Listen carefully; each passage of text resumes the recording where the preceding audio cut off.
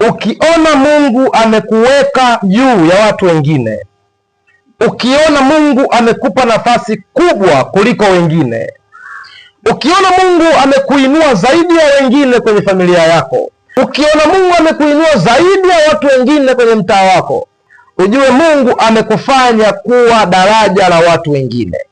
Ujue Mungu amekufanya kuwa kisima cha watu wengine.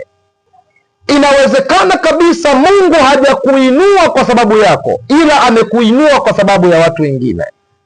Kwa ukiona Mungu amekufanya kuwa juu ya familia nzima, iangalie sana familia yako. Maana kuna wakati Mungu anakuinua na kukuweka juu ili uwe kisima cha watu wengine waje wachote maji. Jiulize, kwa nini mtaa mzima una gari peke yako? Kwa nini mtaa mzima mwenye nyumba kubwa ni wewe? Kwa nini Mungu akupe nyumba kubwa kuliko watu wote katika ukoo wenu? Mungu ana sababu. Mungu ana kusudi. Kuna watu Mungu amewafanya kuwa visima ili wenye kiu waje wachote maji.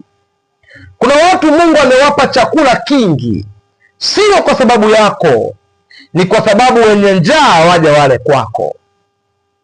Kuna wakati mwingine Mungu anakupa fedha nyingi, sio kwa sababu ya mambo yako, sio kwa sababu yako tu, lakini Mungu anataka masikini na wenye shida na wahitaji waje wapone kwako.